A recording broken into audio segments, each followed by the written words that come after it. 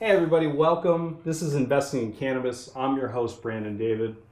Viewers of the show know pretty much what we talk about. We talk about cannabis, early stage founders, early stage investors, sometimes lawmakers, people moving the movement forward.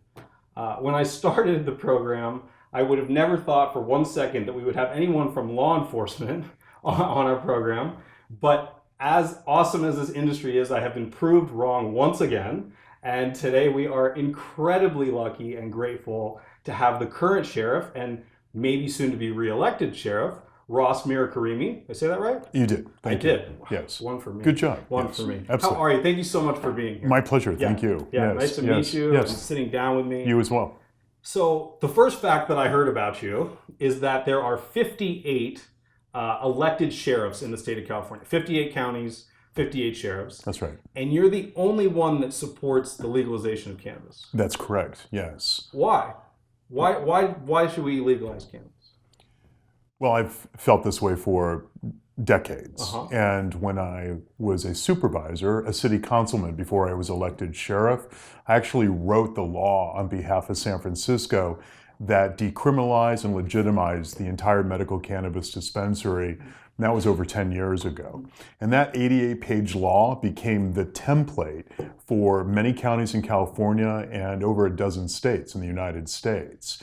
And then in 2006, I received the normal National Organization to Reform Marijuana Laws Hero of the Year award. And I'm sure I'm the only sheriff in the United States that has that award hanging in his office, which I do in our sheriff's office. And I'm proud of that because I believe that the United States criminal justice system has been an abysmal failure for over 50 years. And I think that that has been well propelled in its failure by the failed U.S. war on drugs. And I think that that resulted in the overbuilding of prisons and the puffing up, the inflating of a criminal justice system that went in the wrong direction, largely funded by narcotics prosecutions and incarceration. And then that dominoed into the municipal and county jail systems also being, I think, overbuilt. And when I decided to run as sheriff, and I have a law enforcement background, and I worked in the district attorney's office for 9 years, that I ran to reform our criminal justice system. And I know San Francisco is seen as a very liberal and, progressive city to a lot of people, but we can do better. And that's why I've continued to push the envelope and stand out as a sheriff in the state of California to the other 57 sheriffs to say that I think legalization is the way to go. And frankly, I'd like to believe it's inevitable. I also think it's inevitable. How does that change your role on a day-to-day basis? I mean, as the sheriff, how do you approach cannabis differently? Well, in San Francisco, we've been preparing for this for some years. So we don't incarcerate and rarely do, I think, law enforcement prosecute for anybody for marijuana possession. They shouldn't anyway. And I wouldn't. That's the standing policy. And it has been there for years. And it has been. Yeah. I mean, there was recently last year a state proposition passed called 47, which had a big impact on other counties, but not San Francisco. And that was the reduction of a felony to misdemeanor narcotics charges, depending on volume and weight, et cetera. But in San Francisco, we were already a Prop 47 type city, if you will. It didn't affect us in our jail population, and retroactively, it may have affected some of the population. But as sheriff, really it's the philosophy that I put out there candidly, that I don't want our jails really for substance abusers or misusers, and certainly not for marijuana possession whatsoever. I can, if in fact that there's a violation of law and that the courts who do sentence people, we don't sentence, we're the custodians, but I do have a voice in the chorus of the criminal justice system as one of the top elected officials in this industry to say, well, we can do better by putting somebody through drug court or through a diversion program that is really a fraction of the cost of incarceration. And how much cheaper is it? Because I've heard that a lot, that if you send them to rehab, it's actually cheaper and better. Well, incarceration in San Francisco is over $63,000 a year now. It's a cost-prohibitive city, including in the jail system. And so rehabilitation on a per-year basis, anything under $10,000. Wow, dramatic. really dramatic, and the results are even better. Yeah. And I can show that through diversion and just holding people accountable, but not having to ruin their lives, destroy the lives around them as well, that we can just get much more cleaner, effective results. And we've proven that for over the years. So my administration is now moving forward of, we get to actually trumpet that I preside over the most undercrowded jail population in the United States. Our capacity is almost 53% undercrowded, and our repeat offender rates, recidivism, is dropped the fastest of any city in the United States. And as a matter of fact, recently Harvard just came out and gave us really only an award of its kind called the Innovation in American Government Award to the only law enforcement agency in the country, us. I received it and a big check, and that is because we were able to demonstrate how our in-custody high school, not GED but diploma high school, we have the first in the United States, and then our administration has developed a post-custody school in communities where they're underserved, how we can correlate the metric of there being a dramatic drop in repeat offender rates. People are just not returning back to jail.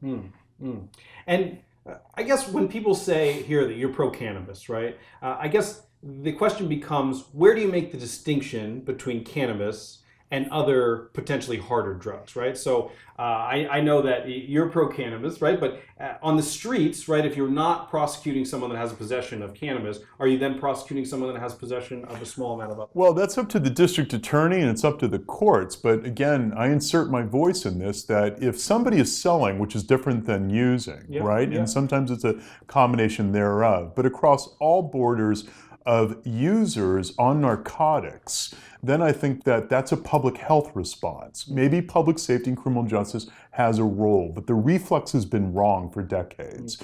The reflex by the government needs to be from a public health perspective and led basically with a treatment perspective. We can have a role in accountability, but the role of accountability should not be propelled by retribution. It should really be propelled by how we can help people, if in fact that it is the help that they want to have.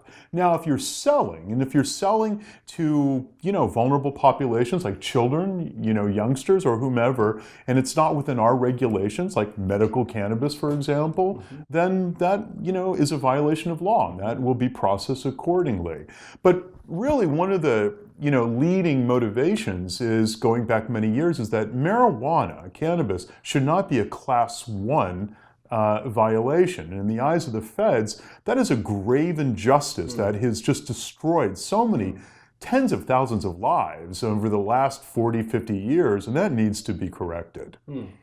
Yeah, no, exactly what I was going to bring up. I mean, what do you think that the federal government is missing that you so clearly see about the distinction of those drugs? Well, I'm heartened by some of the gestures I'm seeing both from the Democratic and Republican aisle, and it was just recently that President Obama was the first president, at least we know in modern history, to visit a prison, a federal prison, and speak out as boldly as he is speaking out. And it's been a long time coming for any president to do this, about how disproportionate our incarceration system is and how that disproportion has really been fed by the misdirect of prosecuting and sentencing on narcotics offenses. Completely wrong.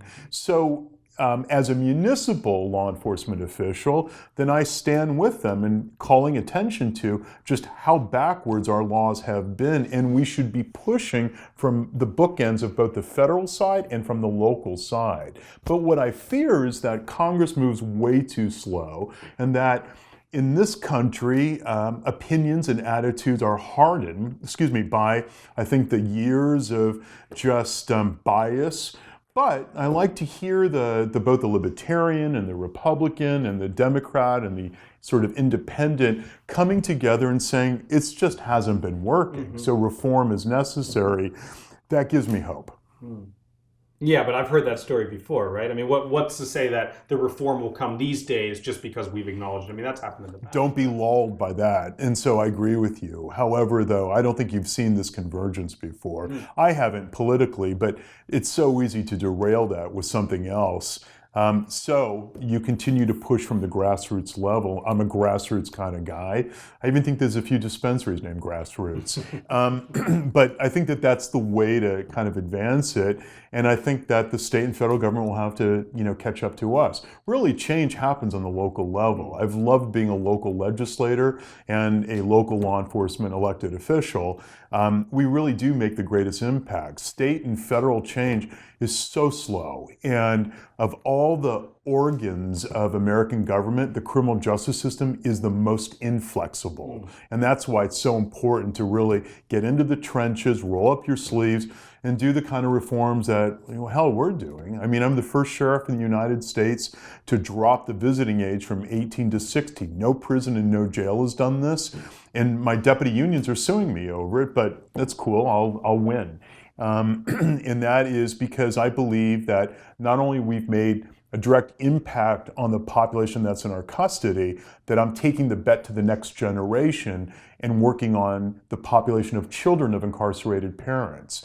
In the 2.5 million people that are incarcerated in this country, over 50% are mothers and fathers. And so the children wait for them on the outside, and law enforcement, prisons and jails become that sort of negative force in the children's life. Well, I say we rewrite that entire role, and that we don't be negative, and that we be welcoming, especially to older children who need to prepare for reunification when their parents get out, and that's why I lowered the age. So just to be clear, if you have a son or daughter and you're incarcerated, if they're under the age of 18 currently, they can or cannot. They can, depending on the facility, depending on the county facility rules on contact visits, but they cannot go solo.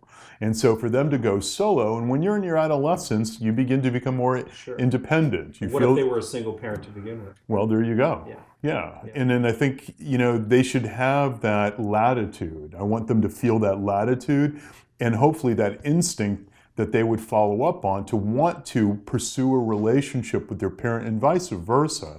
So we don't stop there. We actually have classes for the children, growing children, and for the parents. And then if there is no safety risk, we intersect them and they do it together while the parent's still incarcerated. I see. And we're the first in California to do that. And you've done something similar with the price of outgoing phone calls from... This is another first for us, and I have to tell you, it feels very validating because last week, less than a week ago, the FCC just instituted for the first time in the history of the country regulations on telecommunications industry, because until now, for over a century, since the phone has been invented, that any phone company that has been providing service to any prison or jail has been completely unregulated. So when I came into office, we fired the phone company. The rates were a 10-minute phone call would be an average of $10, so $1 a minute. And that was on the low end compared to many other jail systems. And then we dropped the rates by 70%. And then by doing that and the brouhaha that it caused, I was invited by the FCC over a year ago, and I testified at the FCC. I was the only sheriff in the United States to testify on behalf of the FCC's then consideration of potential rulemaking that resulted in new regulations. Not a single sheriff in California, not a single sheriff in the United States testified in behalf. They all testified against. And what was the perception from your peers? Well, that I'm not traditional, and I'm not a traditional law enforcement person, even though I went to the police academy. I was the president of my police academy class. I'm the last elected official in San Francisco that's a military vet. There's not a single other elected that's a vet right now. So I have a paramilitary institution and an understanding of government in that way.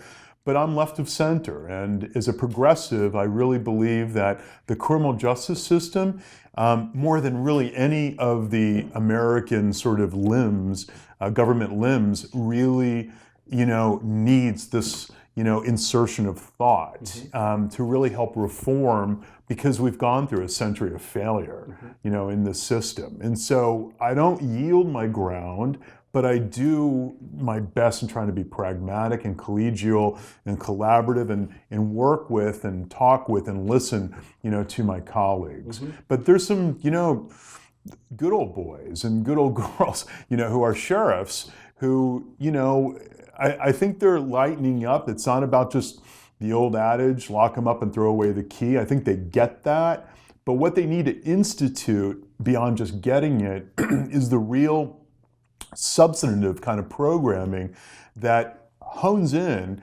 on really making a difference in somebody's life, because the goal is people don't return. And so it can be very threatening when I would, walk around and talk to our deputy sheriffs. Can you imagine what it would be like if we shut down a jail?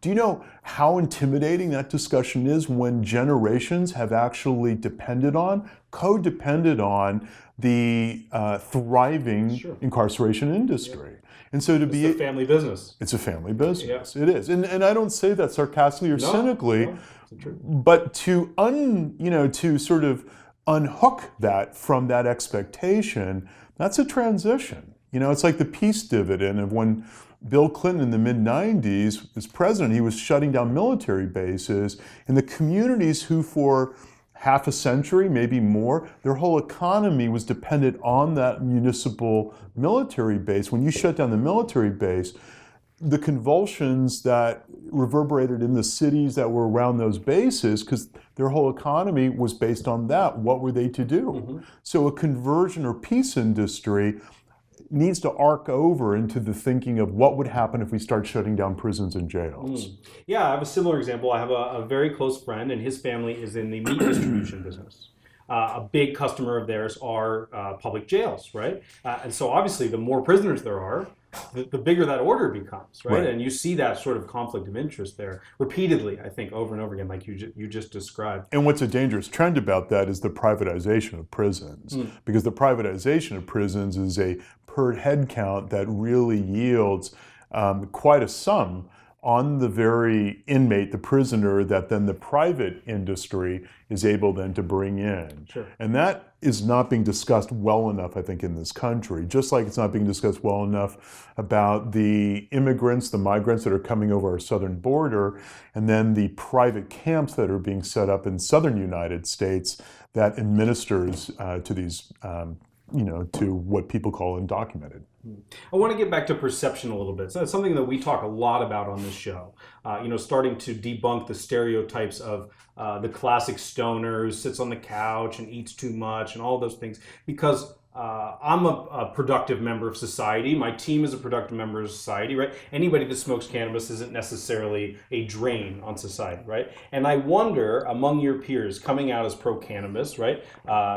You proposed in 2009 for the legalization and cultivation and sell and all of that. How has that affected your relationship with other officials or just executives in San Francisco, I wonder? I think it's old hat in San Francisco. Yeah. I think that they've known my record and where I stand, and I've been very clear about that.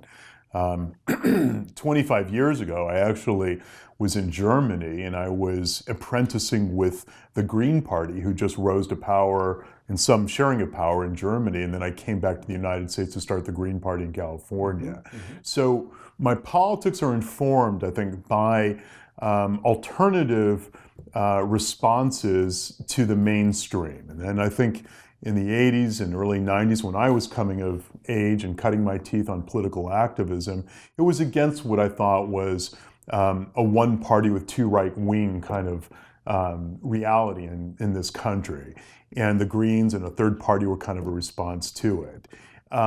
And part of that platform was a number of issues and initiatives that now Democrats today have, really made it their mainstream, and I'm really glad to see that. And I think that that's pretty much norm for San Francisco. Now, outside the borders of San Francisco, I think that those indicators of other cities getting it, even more conservative cities, are showing some light on the question of better rehabilitation in jails, on the question of really do we have to incarcerate for marijuana possessions, which is just absurd, or narcotics, it's absurd, waste of resources. I think they're approaching things in a more reformist level. You hope so. But that's about a political will, Even if the wisdom is in place, it's really about political will. And sheriffs carry a lot of power. In this country, as old as the Constitution, the truism is that police chiefs are appointed and sheriffs are elected by the people. And we're one of the oldest forms of the criminal justice system. And so while there is the stereotype of the sheriff with the horse and the gun and the hat and the badge, Yep. all that is true. And you don't carry a gun. Never. I elect not to. Is that a weird thing? Do most sheriffs carry a gun? They do. They do. They right? do. I elect not to. And my predecessor didn't either. It did not. Okay. Yeah, So my it's predecessor. not- I'm not the first. Yeah. And I did when I was in law enforcement for 9 Sure. years, but I elect not to. And if I choose to, then I'll have to practice and make sure that I'm able Sure. to. Yeah. Sure. Is that a big decision? I mean, do people criticize you for that at all? I mean, I know There you are said- traditionalists Yeah. who feel that I should, and I should don the uniform every Yeah. day, and I wear a suit. I mean, It's a great suit, by the way. well, it's a Macy's suit. But thank you, I appreciate that. That's a very people's answer. I like that answer too. So I'm very curious about, like, honestly, I don't know. What does a sheriff do all day? Like, you wake up, you put your suit on, no gun, and then what? Well, in San Francisco, we're the only city and county in the state of California. So there's 58 counties, but we're the only of the 58 that's both city and county. So about 70 plus years ago, it was decided that the San Francisco Police Department, which is the larger agency, responds to the 911 calls and the public safety calls. And then it was decided that the Sheriff's Department jurisdiction would be over jails or the bailiffs and the courts. We execute evictions like every sheriff in the country, and we provide that supplemental public safety to the police department. But because my predecessor made rehabilitation of the jails in addition to what our duties are, nobody's saying we have to do it, we've just taken that on. So that's actually part of my campaign in running for re-election, that I'm serious that our commitment needs to be sustained and enhanced on rehabilitation as a response to improving public safety. I also believe now that our deputies can start doing patrol. And in the first time in the history of San Francisco Sheriff's Department, during this last 3 years in my administration, I have worked to get our deputies certified to do patrol. And that's created a little bit of brouhaha. We're the last of the California Sheriff's Departments. All 57 others have been credentialed for patrol. San Francisco never had, and now we are. And the police department treats it as if they've always had a monopoly.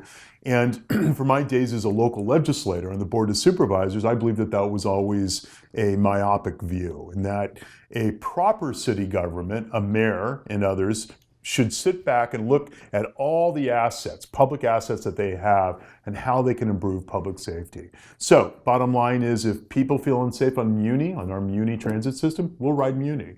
If you're not getting a level of connection with law enforcement in your neighborhood, especially a neighborhood that might be underserved, I think you told me you lived in the Tenderloin for a year or something. I did. I mean, that's kind of a center of when many of these questions come from. I lived in the Tenderloin for more than a year, and it was an amazing experience. I opened my eyes to so many things. Quite frankly, I'm a white, rich kid, and it was just an amazing opportunity to see what I saw as these sort of perpetual tragedies, right? So part of it is reincarceration, like you were talking about a little bit before, but part of it is just the homelessness epidemic. Well, let's get into that in a second. But in the Tenderloin, which is really a pretty confined area, and it's actually shrinking like bookends. Yeah. I don't know if you ever saw that show called The Wire. Yeah. Well, it's almost like a San Francisco version of The Wire. That's how I look at it, and that might be an exaggeration. Yeah. But what you may have not seen, but you should have, or should have seen a lot more, is a footbeat, is a cop walking a beat. I believe San Francisco is one of the most walkable cities for police in anywhere in the country. Our weather is almost, I think, next to perfect. Especially lately. Especially I lately. don't know how Climate you feel change about has been an global upswing. warming, Yeah. but Climate change has been, for San Francisco, has actually been an took upswing. the joke right out of my mouth. Sorry. But the drought. Let's not forget the drought. But that is. I do love almonds, so I hope that it starts raining again. Smoke too. Yeah. So, I believe that if the other agency doesn't want to walk a beat, we'll do it. We'll ride Muni, we'll patrol in areas, but not in the best areas of San Francisco. Right. In the most underserved or distressed areas in San Francisco. When I was on the Board of Supervisors, our city council, I represented the Fillmore, the Western Addition. And when I was elected in 2004, I inherited a community that had the second highest homicide rate unchecked for 20 years. And I was just blown away, my home too, And I was just blown away how community and government and law enforcement just were resigned to accept that that's just the way it is. And I said, bullshit. So, sorry. But, can cuss, it's fine. I basically said that, no, we're going to really come together and force change. And that included footbeats and levels of community policing that this city just, if they did practice, not in modern history. Right. And I believe as the deputy sheriffs, where other agencies might stop short, we can fill. So that's really what I'm pushing ahead.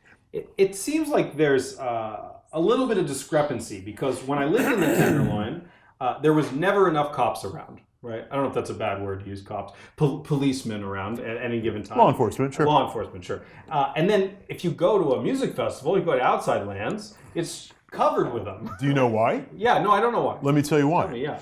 So we have a system called 10B, 10-B. And 10B is the way that anytime that there's an event, and San Francisco is blessed with many events outside. It could be the mom and pop neighborhood community festival where they close off a street. North Beach Festival. Festival, and it grows, like the Haight Street Festival, it used to be my district, Haight Street Festival. They grow in size. They could be as small as just your block party or all the way up. The captain of the 10 district stations gets to the police department gets to decide how much mandatory protection you need. Outside Lands commands hundreds of thousands of people. So then it's a number of the command of the police department that decides what the requirement is in order to provide the kind of safety net around that entire event happening. And what's the formula like? Is it a certain law enforcement? There is a built-in formula based on a per grid intensity of people, and then other activity that's going on, and then it's times 2 the rate of the police department. Oh, wow. So 10B stands for 1.5 to times 2 of the rate of what an officer is paid, and then it's the permit holder, the host of the event, that has to pay that rate. So it's an expensive rate. Not that they're not worth it, but what I've offered is that we can help supplement that at 20% the discount. Because our deputy sheriffs are actually less expensive than the police department. Why is that? Because the pay rates are just different. Were started differently decades ago, and we do different things. But now that they've been credentialed for patrol, that equalizes the discussion, but the pay is not. So therefore, it's a boon back to taxpayers that they have an alternative to choose from than just the monopoly of SFPD. Well, at least temporarily, right? I mean, those people are going to want to be paid similar if they're doing the same job at some point. Not necessarily. Sheriffs, again, are very different from police, and not that they shouldn't be paid more, but the goal is, in a city that is having an affordability crisis, let's keep our eye on the prize. The eye on the prize is the city just not should be for rich people or for people who, want to be the upper middle class. What made San Francisco special, in my opinion, what brought me here 32 years ago was the populism of San Francisco, the diversity of our economic classes. And I think that a San Francisco without its blue collar and working class then really subverts what San Francisco was. Yeah, I mean, it seems like there's this huge disparity continuing. Growing. Right? Growing. I mean, I'm part of, I suppose, the tech elite. I have a day job at a startup. Very fortunate to be in the situation I am. But like I said, I lived in the Tenderloin for some time, and I was awoken to all of these tragedies. And it made me wonder, I would see the same people on the street over and over again, wandering around sort of aimlessly. Maybe they were on drugs. Maybe they're mentally ill. What do we do with those people? It's an excellent question, and one that vexes me. It's very frustrating, and I have to tell you, I put some of this responsibility solely in the lap of the mayor. I'm not a fan in the way that I think And he doesn't endorse you as well. And he's not a fan of me either. He did not support me when I ran for sheriff. I didn't support him when he ran for mayor, and we became sort of this uncommon marriage. But I haven't stopped writing to him and wanting to meet with him, but I've never met him. And so, yeah, not in three and a half years. Wow. Yeah, it's a style of governance that I don't subscribe to. You're elected by the people to represent all the people. You need to get the job of the people done. You meet with everybody, whether you like or not like somebody.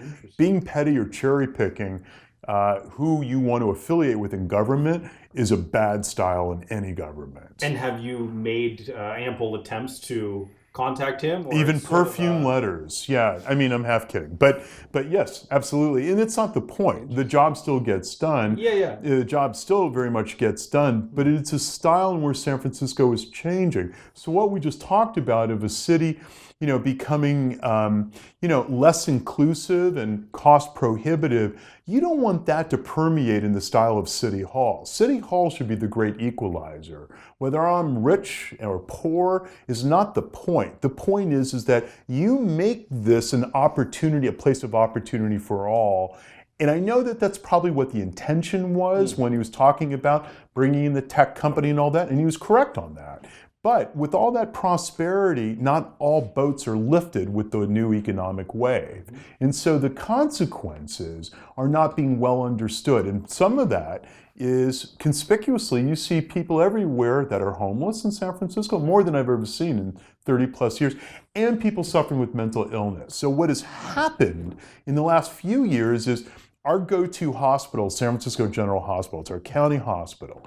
And that is where if somebody is suffering a psychiatric episode, some psychosis, suffering from some mental health issue, typically a public health sort of service or police will take them for treatment.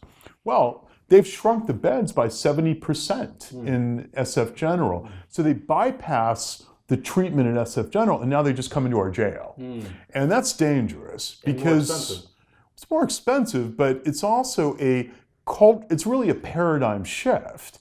I mean, ever since the Reagan administration, when Reagan was governor and shut down the state psychiatric hospitals, that really just propelled this massive mental health crisis in California over 40 years ago. We're still living that catastrophe today. And you're effectively hardening these people as well, right? Well, that's not what we want to do. Oh, no, I understand. Yeah. But by skipping the hospital bed and putting them directly into prisons, the outcome is that they come out hardened and potentially of a criminal nature. Right? But the issue also is that our jails become substitutes for mental health hospitals. So if that's what the goal is, then be honest about that goal. And so that's what I've written to the mayor about and to members of the Board of Supervisors. Let's be clear, where are we going? But don't use it as a default, just to sort of deal with the inconvenience of an expedient problem. Got it. Let's switch topics a little bit. You're running for re-election November 3rd is the election. How's the campaign going? I mean, what does a campaign for sheriff look like? Strong campaign. It's very grassroots propelled. Raising money. I have to raise money, and I'm proud to say that leaders and people who work in the cannabis industry have actually contributed to my campaign. I have two opponents. One of my primary opponents is very traditional law enforcement, and you'll see law enforcement dollars going into my primary opponents in campaign, including the bail bonds industry. And I'm a big supporter in completely reforming the bail system in this country and state and in this city. And so what you do with the money that you raise and the people that you have on the streets is connect with voters and explain to them why it's important to retain arguably what I've been accused of as being the most progressive sheriff in the United States, and why that's important, to do this. And you get into the kind of the issues and discussion that we do here, and I think it's a gratifying experience to be able to talk to voters. So I go to BART stations in the morning, all sorts from all over the city, and meet people as they're going to work and as they're coming back, voters, residents, go to high pedestrian foot traffic areas, and talk with people, and just really try to secure their vote. And I know my opponents are doing the same thing. And how much does that take away from your sheriff duties? I mean, I'm working over 2 full-time jobs right now. I mean, I'm a department head. The sheriff's department is over 1,100 people, so it's a sizable department. My opponents are both retired, so they don't have that other function, and I have a family, a young family, and I'm a full-time campaigner too. So it's a real fine pirouette. Do you sleep much? No, You can't. no. It's probably why I'm talking to you like I'm on adrenaline, or you know. You look very fresh, man. Really do? Yeah, yeah. Thank you. You probably had 6 other interviews today, and I had 3. you're killing 3. 3. Well, are we the last? Is there one after us? No, you're the last. Oh, good. Then No, I'm no, gonna it's take good. every last drop from you now. Thank you. I appreciate that. You're welcome to. So, are there like polls for sheriff, or I mean, There is. how There is. I It depends on which no, it's okay. I mean, I've seen some that show us at at a climb, and others within hitting distance. So it's it's challenging because there's actually been around me. There's been controversial issues because I've been a controversial kind of sheriff and guy, and I'm not always in agreement with the Chronicle and the paper of record, and they're not with me. In fact, they support my opponent, and the San Francisco Examiner, this other paper, supports me. So there is really kind of not a culture clash, but really a very vivid contrast of who the candidates are for sheriff. And I follow on the legacy of my predecessor, Mike Hennessy, who's endorsed me. But we're populist, we're independent, and we're not beholden to law enforcement special interests.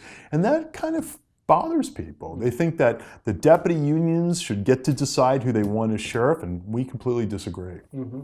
So you touched on controversy a little bit, and your first term did have quite a bit of controversy involved in it. How do you assure people that something like that won't continue? That's all in the past, and all of those things. Well, you want to always continue to show that you can right wrongs and acknowledge mistakes and move forward. But I do preside over the industry of second chances, and as sheriff, I don't want people to forget that the power of redemption is not just me extending it to the people in our custody, but it may reflect on me as well.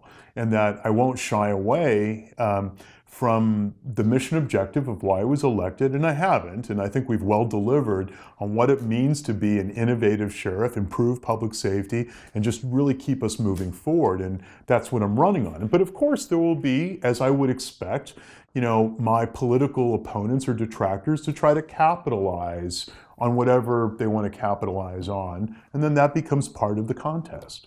Yeah, I mean, for me personally, someone that has made mistakes in their life and has rebounded, much like someone that has been incarcerated but has come out and be rehabilitated, I value that more than someone that has a sticky, clean background, which may or may not be the truth, right? Right. I'm a firm believer that no one is perfect, right, and that you need to set out to do the job you have in front of you today. Right. I've certainly made mistakes in my past, and I don't think anybody is any other exception. I have discussions like this with inmates. Do you? I do. Okay. I would go meet with them and eat with them, and with our staff too. How's the food in prison? Horrible. Horrible. Right? Yeah, absolutely horrible. Yeah. I'm not a fan. I've made that clear that I would like us to change vendor contracts. I actually am thinking about a startup. We should talk. I don't know, or somebody. But I'm serious. I think that. So if you have less prisoners, you can give them higher quality food. Well, we actually have an organic garden, the largest in the entire city, that is grown on our property. But they don't get to benefit from that garden because of rules that I want to see changed. They should get to benefit from the food that's grown. So they grow the food, but they don't get to eat it. They don't. We do. They're not allowed, but I want them to start growing the food. Sure. They was stopped many years before I came into sheriff, and I want them to now start growing it and benefiting from it.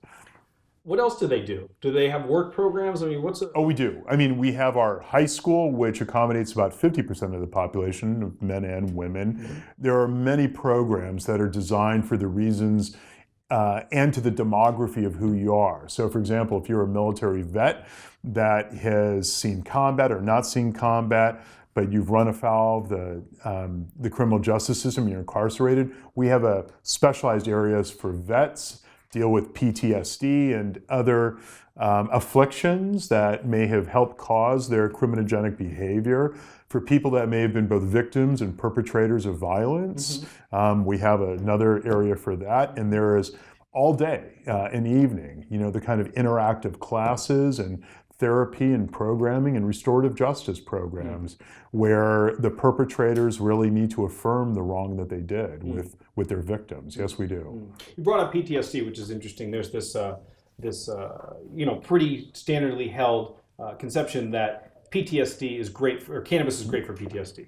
That it sort of removes some of the nightmares, and you're not quite as sensitive. You're a little more dull. Are you seeing anything like that? I mean, have you talked to anybody that? I have, and I'm a believer of the same theory. Yeah. I mean, I would give it a try. I would actually, when I was a supervisor, the subsequent laws that I wrote on the next tier of really justifying the cannabis, then the medical cannabis dispensaries, I wanted San Francisco General Hospital, our county hospital, which before Obamacare, we had our own sort of municipal universal health care program. I wanted them to dispense cannabis. Mm-hmm. And I was overruled by the city attorney because it is a class 1 federal violation. And they thought that we would lose grant money from the feds if we went forward with the law. I thought, in the same way that San Francisco had certainly contested on the same-sex marriage rulings, that we could on that as well too. But there wasn't the political appetite to take on the feds on that. And what would have extended over is that for inmates suffering with PTSD and others, that there would actually be, through the eyes of the Department of Public Health, some ability to determine how they would also benefit from medical cannabis. And we have yet to do that, but I haven't lost sight that that's something that I think we should begin to look at. Yeah. And what do you think about sort of the future of cannabis, both in San Francisco? I mean, do we have a ways to go? It seems like we're so enlightened in this way in a lot of ways. It's not legal yet, but we're kind of in that semi-legal nature right now. What does it look like both in San Francisco as well as in California? Well, I think substantively, intellectually, it's evolved, light years in the last 5 years, in particular in the conversation. Yeah. And we have to think, I think, Washington State and Colorado State for that. Sure. Because I think what it's done, in District of Columbia, because I think, and, sort of other localities where we didn't expect sort of medical cannabis, to become decriminalized. And now it's put California on the sort of, on the bench to decide, are you going to step up and be next? And so I think the great talk is about 2016 of there being a statewide initiative, and our former mayor, now lieutenant governor, who was, when he was mayor and I was a member of the board of soups, he was totally against all this on cannabis and everything else, and had threatened to veto my legislation a number of times. But now that he is kind of a troubadour for, let's figure out how cannabis becomes, I'm impressed by his evolution. And I think it's the right direction. And I think that is a bellwether, him like others, are a bellwether of where this issue is going, I think, in California. What I hope it doesn't mess up, and because there's going to be a lot riding on this, because there was a few years ago that I think that there was kind of a very clumsy attempt at legalization, I think called Prop 19. And Prop 19 failed at the state ballot. And it failed because it didn't have the kind of cohesion amongst the cannabis advocates and law enforcement and government and leaders and community and public health. It was very fractured. And so if something does go to ballot, which I expect it will, it has really got to be a big tent. And it almost has to be riding a consensus, and it has to be, so much has to ride on it that it's got to go into victory. Because if it doesn't go into victory, it could really be a number of steps backwards. How much of the debate is fiscal versus moral at this point? I think it gets blended. I think that the fiscal debate wins, though. I think the fiscal debate wins. I think the so-called immorality is being well dispelled, and shunned for people to cast that, while we're paying outrageous public health services for, people who have an alcohol problem and prescription drug problem and everything else that, really saddles our public health system. And then marijuana is just enforced, the laws that are enforced at such a wasteful, criminal justice tax dollars. It's just ridiculous. Yeah, I don't know if you saw this stat, but in Colorado for the first time, tax revenue from cannabis has exceeded tax revenue from alcohol. I heard this, yes. This is a fascinating development, in my opinion. I mean, that means there are so many people that previously were not consuming cannabis that now feel safe to do so And by the way, most of that is non-smokables. Right. You know, most of that is edibles or tinctures Right. or whatever. I mean, the fiscal benefits seem so clear.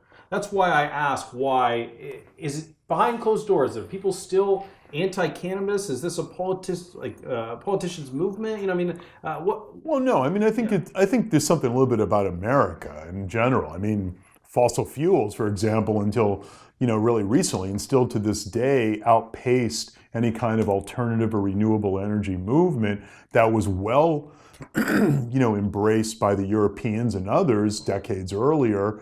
I mean, so it's really this, I think, obstinance that gets capitalized between either Democrats or Republicans or whoever has special interest because of their own economic interest in trying to keep bad habits alive. And I think that that's been true for this country in keeping bad habits alive because people get to capitalize on the misfortune of others. And I think that that's a result of a poorly regulated country. I'm a public interest kind of consumer advocate, and public interest consumer advocacy means proper regulations on behalf of the people and on behalf of the environment.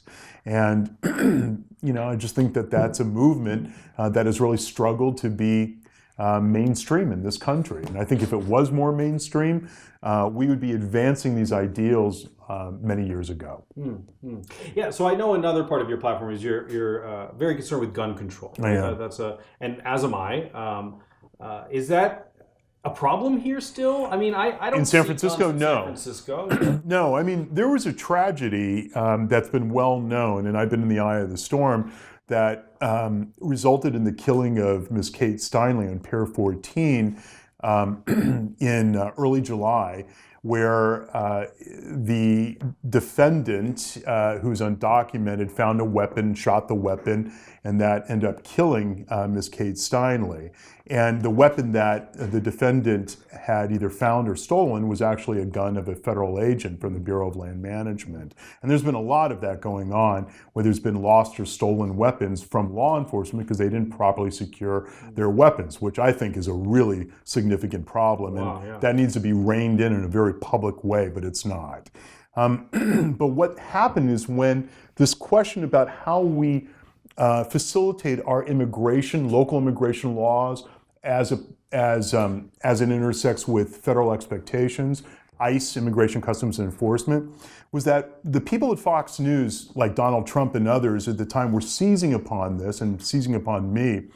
There were people from the NRA that were being interviewed, and then they did some checking in my background, and they realized that in the 58 counties of California, because the power of the sheriff is, we're the ones who provide gun permits. And I didn't know this, so I learned this from them, that I'm the only sheriff in the state of California that's never given out a gun permit. Wow. So my number was 0.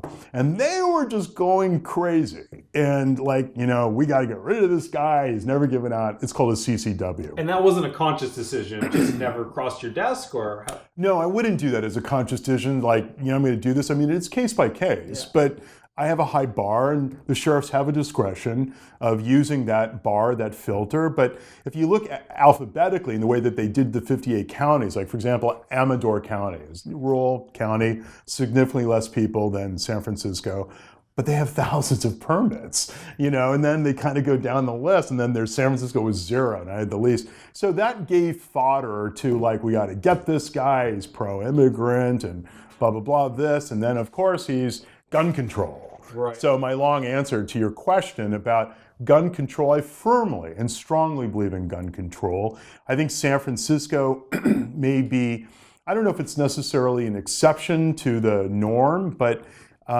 more cities need to be stepping up to the plate. My wife and I, we have a 6-year-old son. I'm still, I'm just still so blown away by what happened at Sandy Hook over a year ago now. The slaughter of first graders and their teachers and in other institutions. My God, that should have Once a month or so. I mean, that should have been the wake-up call to just I don't care what anyone else says. There should be gun control. Yeah. And if anything, there should be the most stringent background checks, especially with people with mental illness. And they talk about this as a good game, but nobody has coughed up any significant or substantive, lawmaking that backs those intentions up.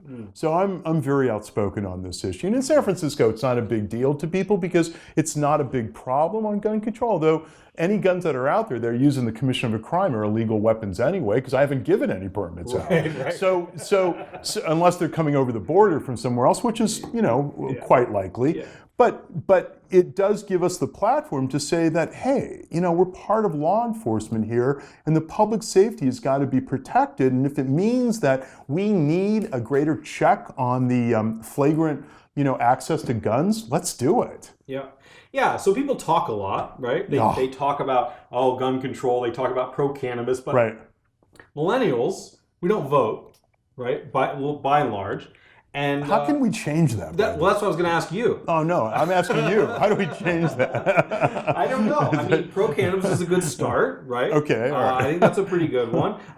My question is more tied to, are we ever going to see a significant third party in this country? Oh, good question. No. Me, okay, yeah. Well, my friends, myself included, were pretty fiscally conservative and socially very liberal, right? Well, and that's a combination that I don't see represented. I'm glad you're asking that question because I don't get asked that a lot, and this is something that goes in waves. And it's kind of a depressing, disappointing, but it was also the very question I asked myself when I was in Germany, coming back to this country to start the Green Party, that, well, maybe we can do it. Maybe we can propel that third party. And actually, in many localities in this country, Greens were getting elected, me included. When I first ran, I was part of the Green Party, I'm a Democrat now, on municipal levels. And then when they decided to run Ralph Nader in 2000 for president and take on governor races and Senate races, it was way beyond the ability of the party itself. And then the party lost... In terms of resources. In terms of resources and just savvy. It just wasn't... The country is unwelcoming of third parties. Of course, yeah. And so to your point is, no, because they're unwelcoming of third parties. The laws are not designed like in a parliamentary type system or a UK system, that's right, or 50% plus one, what have you. So it doesn't really invite that. But here's the challenge for the millennials. Get us a third party. I mean, whatever the hybrid is or whatever the concoction may be, the country deserves it. It does. The fastest growing registration classification is independent in this country. And that's because people just don't identify with either Democrat or Republican. But the Republicans look so bizarre these days that they're imploding that I think the default is the Democrat will win the presidential race anyhow, and you'll probably see a significant uptick of Democratic Party registrants because of it. So is that your prediction for the presidential election? Yes, it is, and indeed. Who specifically? Well, I'm a Bernie person. Okay. I support Bernie. I'm the only elected official. Oh, please. I actually worked on his first congressional campaign. Very cool. Yeah, I worked on his first congressional campaign. Very proud. I knew of his politics when he was a very socialist mayor of Burlington. Yeah. And then when he ran for Congress, I thought it was just a great fit. I don't think he goes all the way. I will help to make sure that he does. But I think he could be a very good part of the bartering system of what the ticket looks like, president, vice president. And who knows, maybe he'll surprise us. But I'm also just completely flabbergasted, shocked that Donald Trump has had such staying power. It makes me embarrassed for this country. We're a headline society. Oh, right? But come on. I mean, it makes me so embarrassed for this country. And then the next guy, their runner-up is Ben Carson. And people like him because he's just so, that doctor soft tone, like a librarian. I like his delivery. Oh, his delivery's great. He says very much, but yeah. I don't know what he says. I want to know what they say. And Carly Fiorina has actually developed a lot because she ran for Senate here in 2010 against Boxer. I thought she was a horrible candidate. But I have to tell you, she's actually improved the most. I think I haven't really seen the others in this capacity. So, I mean, I think she's got some power there. But I think the Republicans are just I think they're just adrift. And I think so when you have Bernie, who's got substance, Hillary's got seasoning, I mean, I think it's to the country's benefit. So Bernie's what your heart says. Who do you think's going to? Well, I think Hillary takes it. I think Hillary takes it. Yeah, unless something. Shit doesn't matter. It doesn't matter. And, tip of the hat for Bernie for being out there at the debate and saying, I'm sick and tired of the emails. Yeah, who cares? It's right. Yeah. It's like, whatever. I mean, let's get on with the issues of this country. And the reason I switched from Green to Democrat in one way is because I wanted the Greens to embrace Obama in 2008. And I wanted us to figure out a coalition together, since that didn't happen in 2000 when Nader ran and when Gore was running. But I thought that was the perfect time. So that's one of the reasons I went to Dem. But I'm very much a believer in a very progressive Democratic Party. So what Bernie is speaking to speaks to me. And I think Hillary's starting to pick up on some of that. But I'll have to say, the question you asked me earlier on gun control, Bernie could have answered that a lot better than he did. Got it. Yeah, totally. So you're clearly not a typical candidate or current sheriff, right? I mean, you don't carry a gun. We've been talking about weed for probably an hour at this point or so. It seems like you're faced with tremendous opposition, not just as a normal candidate would, but as a person, right? I mean, why do you want to do this? What gets you out of bed in the morning to do this? Oh, because I really know we're improving lives and we're improving public safety, and that it's not rhetoric, it's not propaganda. It really is the empirical evidence that we are. And, to be recognized by, a preeminent institution like Harvard or any other awards that we're getting, it's because in the criminal justice system, which has really been laughed and scoffed at and just, rebuked over so many decades in this country, state, and even city, I feel like we can change it. And I really am that agent of change. And I think our administration is, and we'll deliver. We'll deliver on improving people's lives, improving public safety, and doing it in a way that this country just has not subscribed to in over a half century. And the indicator so far is my portfolio. It is. The reason why they personalize whatever my mistakes are and really highlight that is because they don't want to talk about the content of what I've done. For example, when we won that Harvard Award, it was page 10 of the Chronicle. If my socks are mismatched, it's the front page of the Chronicle. It is. It's the front page.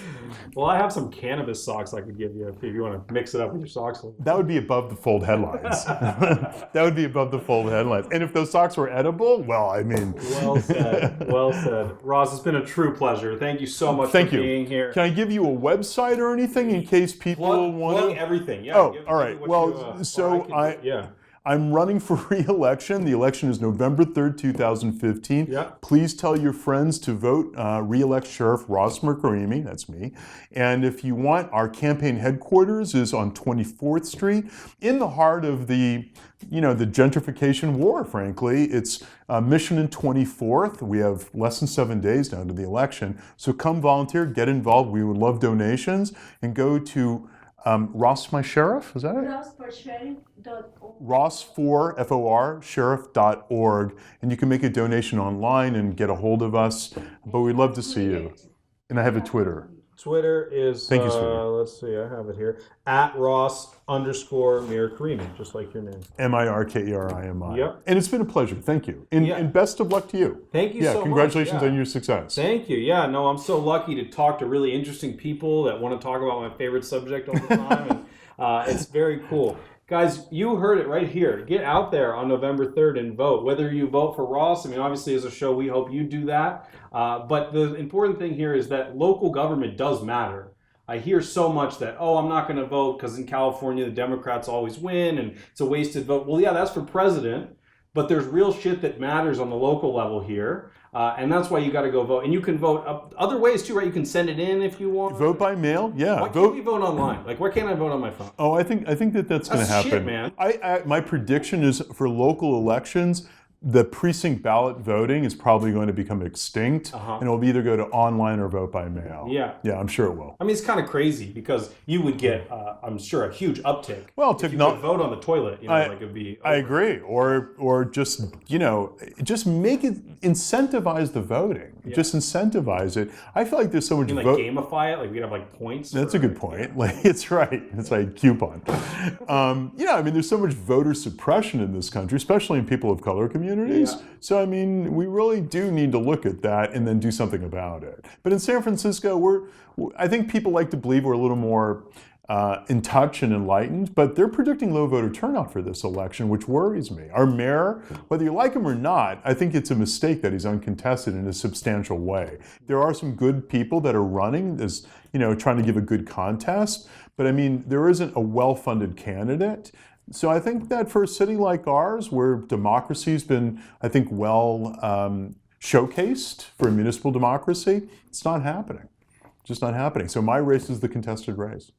Got it. Good stuff. Well, thanks so much again. It's Pleasure. been a real pleasure. Thank you. And yeah, everybody, we have a brand new website. You can go check us out, investingincannabis.tv. .tv is kind of a cool extension, That is right? pretty It's pretty cool. slick. Right? Yeah. I mean, this is not TV, but we kind of like pretend it is. That's, Like Hulu, I'm Cannabis not really TV. a host. I just play one on TV. Yeah, you're doing good.